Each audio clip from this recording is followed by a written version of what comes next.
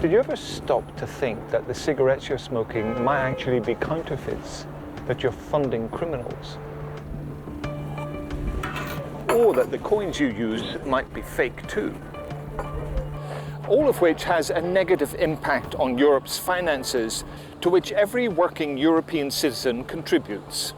The fraud can seep in anywhere where the euro is in circulation, whether it's the diversion of money meant for infrastructure projects, for agriculture, or for other European programs.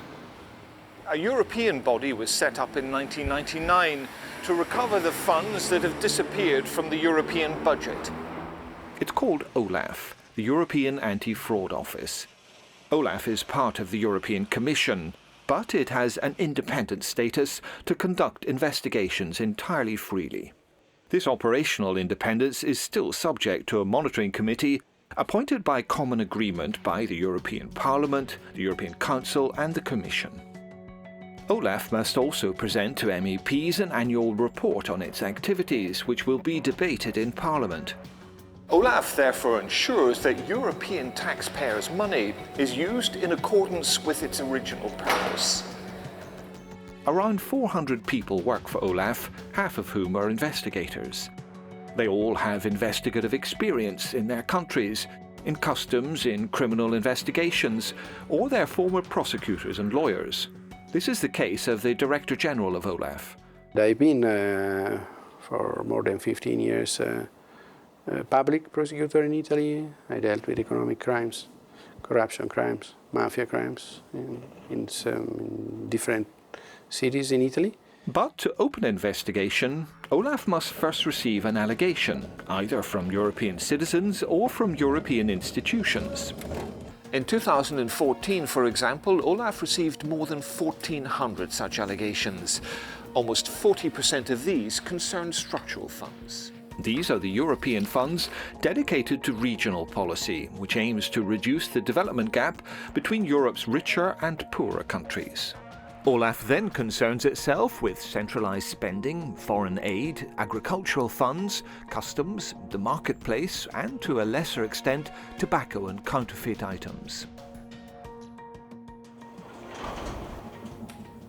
We are mainly an investigative body, so we investigate, we try to find out how things have happened, what has happened, if there is a fraud or a crime or nothing. And then we recommend the actions. That is, we are not a sanctioning body.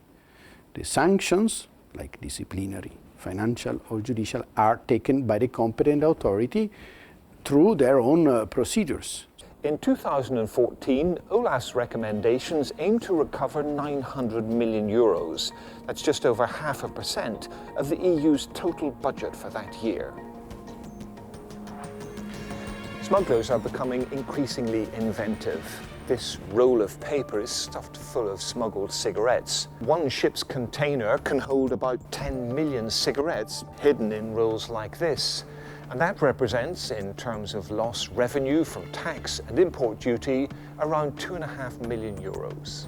But do Europe's authorities follow the advice of OLAF?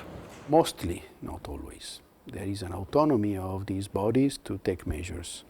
When it comes to the judicial authorities, which are independent, and there are hundreds of them in Europe, the results are quite varied over the years and depending also on the countries and on the cases. Whilst when it comes to the EU institutions, there is more consistency and more often our recommendations are followed.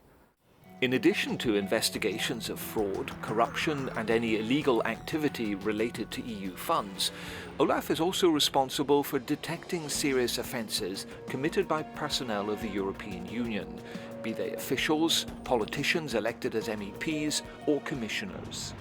And finally, OLAF obviously contributes to the development of Europe's anti-fraud policy. It seems to be